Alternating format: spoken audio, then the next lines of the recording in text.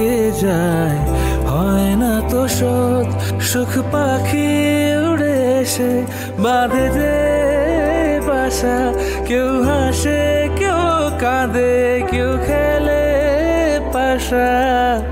কত কি রয়ে যায় গোপনে, আশা নিরাশা এ জীবনে। চলে ভাঙা ঘোড়া, সুখ পাখি ধরা দিয়ে হয় ধরা। সুখ পাখি সুখ পাখি রে, সুখ পাখি সুখ পাখি সুখ পাখি রে।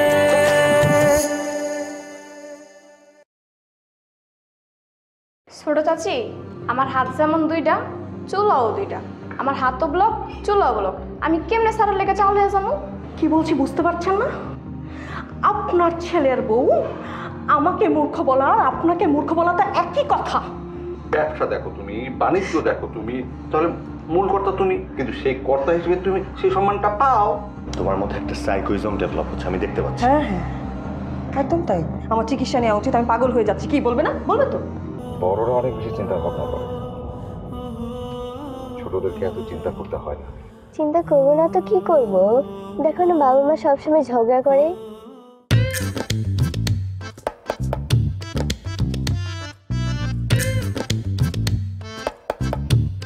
এই নুরি, নুরি,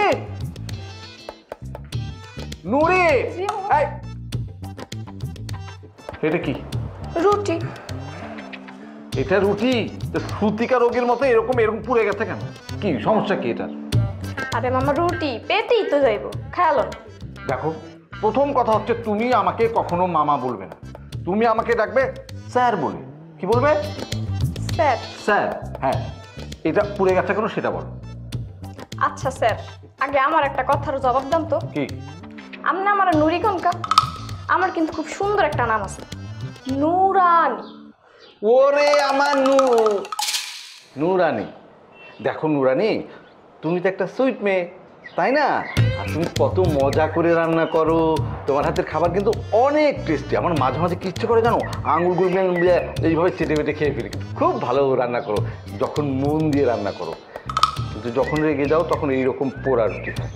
তুমি আমার জন্য খুব মোলায়েম করে, মানে ওই যে রবীন্দ্রনাথের বাগান বাড়ি যেরকম না, অনেক মাখনের মতো দেখা যায়, ওই রকম করে রুটি বানিয়ে দেবে। পারবে না তুমি? তুমি কিন্তু পারবে, তুমি কিন্তু একটা অনেক সুইট মেয়ে। এরকম রুটি বানিয়ে দিলেই আমি সুন্দর করে খেতে পারবো। ভাইজান নাস্তা করে কি করে করব না, কি করে করব? তোমার এই নুরানি সে বলে কি না, এই যে পোড়া রুটি, সুকান্তের কবিতার মতো রুটি, সেই রুটি দিয়েই নাকি আমাকে নাস্তা করতে হবে, সব কিছু নাকি পেটেই যাবে। সে, আমি বারবার বলেছি, সে আমাকে কি করে জানো, উল্টো জ্ঞান দিচ্ছে আমাকে। আমাকে বলছে এটা দিয়েই খেতে হবে। না না, তোমার বাড়িতে থাকলে তোমার মানে মান সম্মান রাখা যাচ্ছে না, মরে যেতে হবে মনে হচ্ছে। তুই এই রুটি বানিয়েছিস আমার ভাইয়ের জন্য? হ্যাঁ, এই জন্য তোকে মাসে মাসে বেতন দিয়ে রাখছি, তার উপর তুই আবার আমার ভাইকে জ্ঞান দিস না? আচ্ছা আচ্ছা আচ্ছা আচ্ছা, এটা নিয়ে এত বকাবকি করার কিছু নেই। কিন্তু বোন, don't think this is only roti, this is the symbol of your family. মানে তোমার সংসারের প্রতিচ্ছবি কিন্তু এটা। পুড়ে যাচ্ছে, পুড়ে যাচ্ছে সংসার, সেদিকে খেয়াল করো। আর ওকে এত বকার দরকার নেই, ইয়াং মানুষ। তাছাড়া ও ভেবেছে যে আমি ওর সমবয়সী, এই জন্যই হয়তো একটু বলেছে আর কি, একটু মনোযোগ দিয়ে। হ্যাঁ, এই জন্যই বলি নিজে বিয়েটা করো, বয়স তো আর কম হলো না। হ্যাঁ, চুলে কলপ দিয়ে আর কতদিন? আমার সংসারে চিন্তা করার আগে নিজের সংসারটা সাজাও। সব কিছুর একটা লিমিট আছে। এই তুই এখানে দাঁড়িয়ে আসছিস কেন? যা কিচেনে যা। না যেও না, মানে নুরানি যেও না, মানে হচ্ছে ও চলে গেলে আমার এই পোড়া রুটি কি করে, মানে ঠিক আমার তো ভালো রুটি লাগবে। বলার মুডটাই নষ্ট করে দিলা। যাও, একটু কথা বলতে আসছিলাম, সেটা বলার মুডও নাই।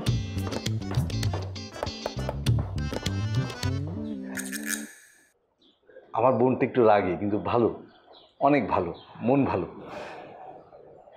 এই রুটিটা তাহলে একটু সফট করে পারবে না নুরানি? নামটা ঠিক করে কইলে সব কিছুই পারবো। নুরানি, হ্যাঁ হ্যাঁ। ঠিক আছে।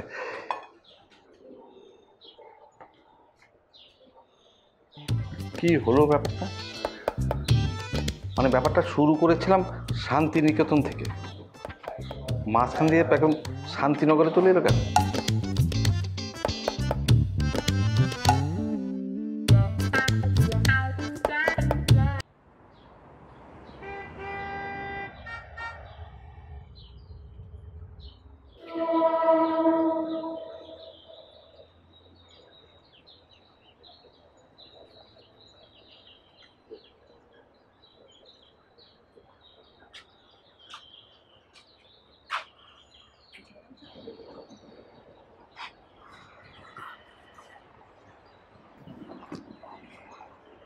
এখানে কি করছো?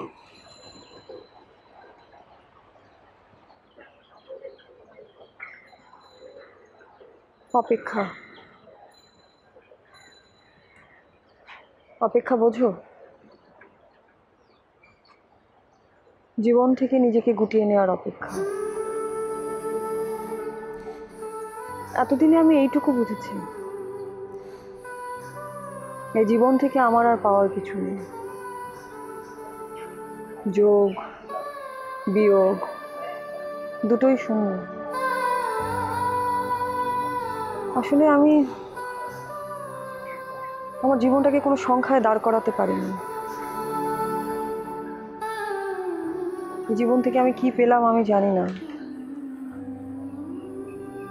কিন্তু আমার এইটুকু আফসোস আছে যে আমাকে বোঝে এরকম কোনো মানুষ আমি পাইনি।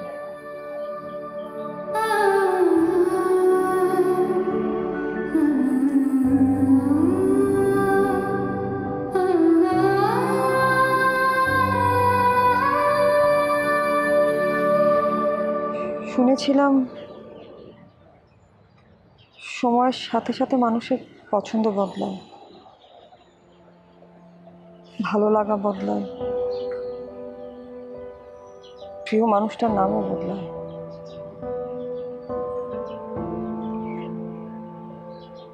আমিও সেটা অনুভব করেছিলাম, কিন্তু অনুভব করলে কি হবে? আমার ভাগ্য তো আর বদলায় না।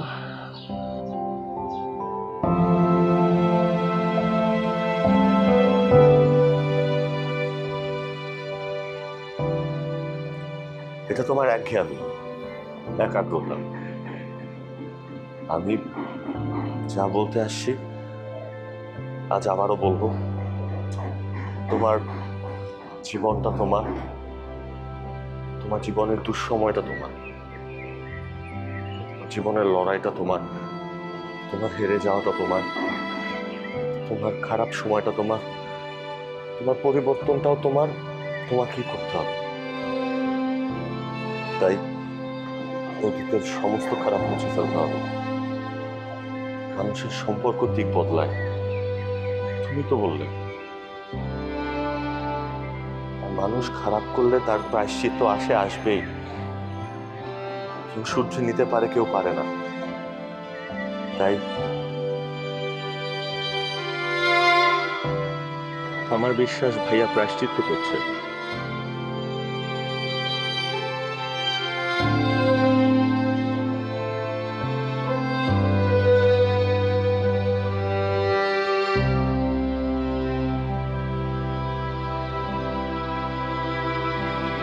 আমাদের তাকে একটা সুযোগ দেওয়া উচিত। দেখো, পৃথিবীতে ক্ষমার থেকে বড় কিছু হতে পারে না, সুন্দর কিছু নেই। ঠিকই বলেছো তুমি। ক্ষমার চেয়ে সুন্দর আর কিছু নেই, সত্য নেই। কিন্তু আমি না কেন জানি তোমাদেরকে বোঝাতে পারছি না যে খোকন আমার কেউ না। ও তোমার বড় ভাই, তোমার মার বড় সন্তান। আমি স্বীকার করি আমাদের আমাদের 15 দিনের একটা সম্পর্ক ছিল, অল্প সময়ের একটা স্মৃতি ছিল আমাদের।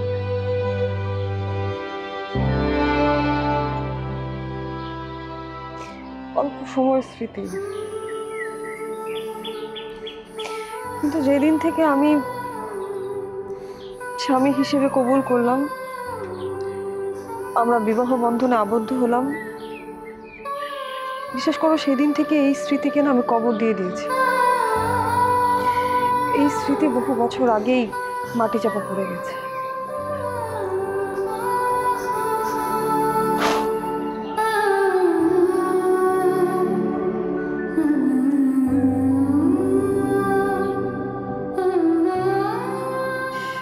সেখানে ক্ষমা পাবার এই প্রশ্নটাই তো বোকামি।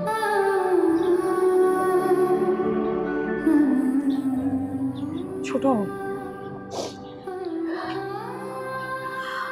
আমার কাছে বর্তমান শুধু তুমি। তুমি জানো, আমি প্রতিদিন সন্ধ্যায় তোমার অপেক্ষা করি। তুমি বাড়ি ফিরবে, আমি রাতে জেগে থাকি তুমি কখন ঘুমাবে। তুমি ঘুমালে না আমি ঘুমাই, সকালে তাড়াতাড়ি উঠি, তোমার নাস্তা রেডি করি, আমার ভালো লাগে। তুমি অফিস ঠিক মতো গেলে কিনা, দুপুরে খেলে কিনা, কখন ফিরবে, আমি টিয়াকে সারাক্ষণ বিরক্ত করতে থাকি। বাবাকে ফোন করেছিস, জিজ্ঞেস করেছিস যে বাবা ঠিক আছে কিনা, বাবা খেয়েছে কিনা, বাবা কখন ফিরবে। আমি বিচলিত থাকি তোমার জন্য সারাক্ষণ। তুমি বলো, তুমি বলো ছোট না, আমি এত কিছুর পরও আমি কখন অন্য কাউকে নিয়ে ভাববো? বলো প্লিজ আমাকে। এর বাইরে কি আমার কাউকে নিয়ে ভাবার কোনো সুযোগ আছে? আমি শুধু তোমাকে নিয়ে ভাবনায় থাকি।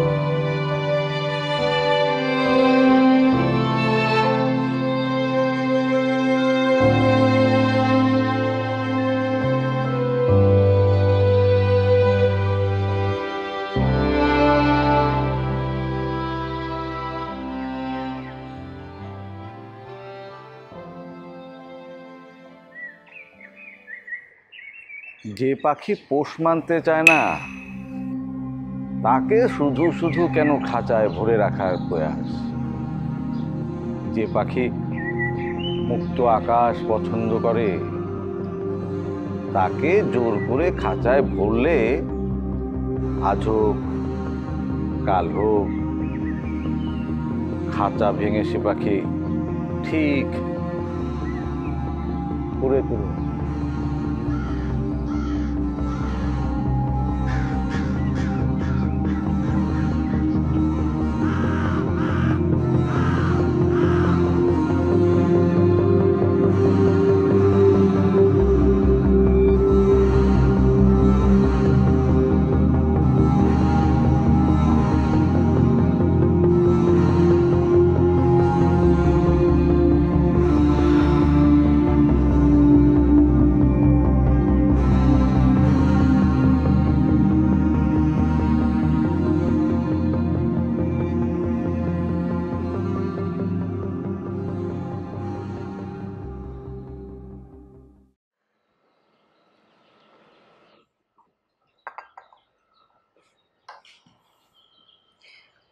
মা, এটা কি কোনো কথা হলো? কি কি হয়েছে মানে? এখন কয়টা বাজে? সন্ধ্যা হয়ে গেল, 4টার সময় টিয়ার স্কুল ছুটি হয়, ও এখন পর্যন্ত বাসায় আসেনি। এত চিন্তা করছো কেন? টিয়া তো ওর বাবার সাথে আছে, হয়তো স্কুল ছুটির পরে কোথাও ঘুরতে গেছে দুজন। আমি চিন্তা করব না? আমি কি আপনার বড় ছেলেকে বলেছিলাম টিয়াকে স্কুলে নিয়ে যেতে? তো তাতে কি হয়েছে? হ্যাঁ মিলি, দেখো টিয়ার বাবা হচ্ছে খোকন, ওর বাবার সাথে আছে, তুমি এত টেনশন করছো কেন? বাহ, খুব সুন্দর বলেছেন। আমি টেনশন কেন করব? আমি কে আসলে? আমি তো এই পরিবারের একজন বেতনভুক্ত কর্মচারী। আমার দায়িত্ব কি? টিয়াকে পেলে পুষে বড় করা। এই চাকরিতেই তো আমি নিয়োগ হয়েছি, তাই না? আপনার বড় ছেলে নিজ দায়িত্বে আমাকে চাকরি দিয়ে গিয়েছিল, এখন যেহেতু সে ফেরত এসেছে আমার চাকরি শেষ। তুমি না আজকাল খুব প্রলাপ বকো, প্রলাপ বকাটা ছাড়ো। মেয়েটা বড় হয়েছে, ওর মাথাটা খেও না, ওর ভবিষ্যৎটা নষ্ট করো না।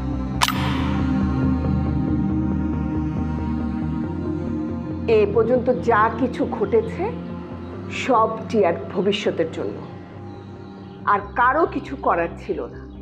সেটা তুমি মানো না, মানতে চাও না, মানিয়ে নেওয়াটাই জীবন, বুঝেছো?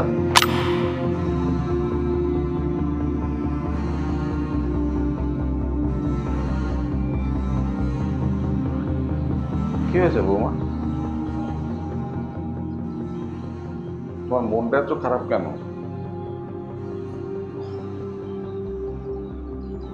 ও তো তোমার মায়ের মতোই। মায়ের অধিকার নিয়ে কিছু কথা তো বলতেই পারে। আমি অবশ্য কিছু কথা শুনেছি ওই দূরে দাঁড়িয়ে।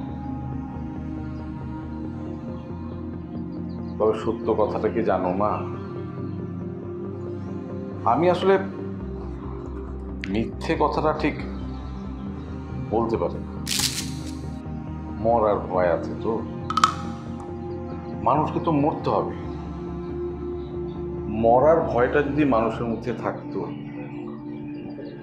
সেটা কি আছে কারোর মধ্যে? নেই। দেখো, এই যে তোমার এত ত্যাগ সংসারের প্রতি, সন্তানের প্রতি,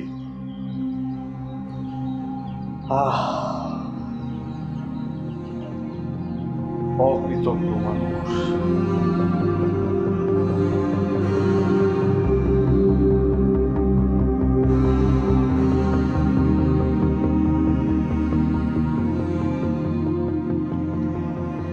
যা বল, ঢিলটা মনে হচ্ছে ঠিক জায়গায় পড়েছে, কিন্তু এক ঢিলে তো আর হবে না। এরকম সুযোগ বুঝে কয়েকটা ঢিল মারতে হবে মনে হচ্ছে।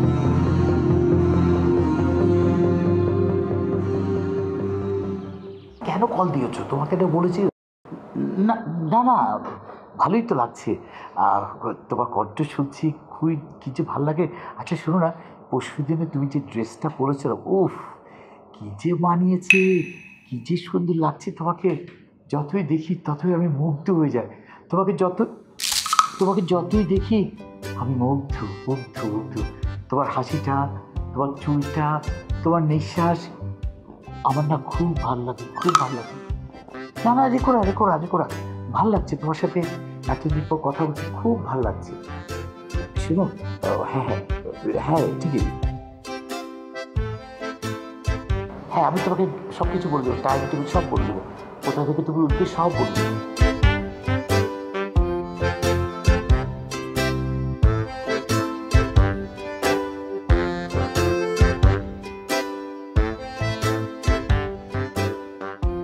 তুমি কিন্তু জানো না যে আমি কত সুন্দর সাঁতার জানি। শুধু ঢেউ আর ঢেউ, ঢেউ আর ঢেউ।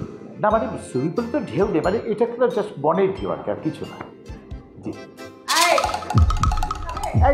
তুমি কেন ফোন দিছো? হ্যাঁ তোমার আমার ফোন দিবে না? হ্যাঁ কেন ফোন দিছো তুমি? আরে শুনো, তুমি একটা দিশো, ঠিক আছে আমি সেটা দেখবো, অফিসে গিয়ে দেখবো, বারবার বিরক্ত করে তো হবে না। টাইম বোঝার চেষ্টা করো, তুমি টাইম বুঝো না? কোন টাইমে কাকে, কোন বসকে, কোন সময় ফোন দিতে, সেটা বোঝা উচিত তোমার। পুরো শেষ খরচ করো না, তোমরা স্টুপের মতো ফোন দাও। আমি তো বললাম আমি কাজটা এখন দেখে নেবো, তারপর দেখা যাবে। হ্যাঁ রাখো, আর কখনো অবালা ফোন দিবা না, রাখো।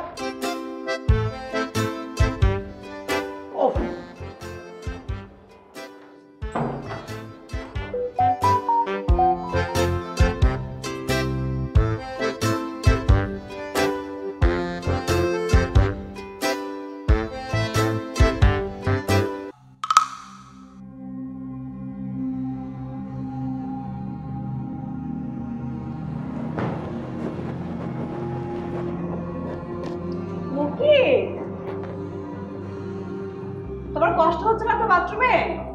হ্যাঁ একটু তো হচ্ছে। তা কষ্ট করো না, শোনো তুমি আজকে সারাটা দিন বাথরুমে থাকবে। জান জান প্লিজ তুই আমার সাথে এমন করো না জান প্লিজ। আর শোনো, বেশি যদি গরম লাগে না, যে অ্যাডজাস্টার ফ্যানটা আছে না, ওটার কাছে মুখটা ওইভাবে দিয়ে রাখবে। তুই আমার সাথে এমন করো না জান প্লিজ। বাঁধে যে বাসা, কেউ হাসে কেউ তোমাকে আজকে সারা রাত আমি বাথরুমে রাখবো। খেলে পাশা। তুই আমার সাথে এমন করো না জান প্লিজ। জান আমার অনেক কষ্ট হচ্ছে জান। আর একটা কথা শুনতে দেয়, একদম থাপ্পড় মেরে দাঁত ফেলে দেবো তো। আশা নিরাশার এ জীবনে মুখে তর্ক করা শিখে গেছে। চলে ভাঙা ঘর সবাই উঠে পড়ে লাগছে আমার মেয়ের মাথা খাওয়ার জন্য। দিয়ে হয়ে অধরা।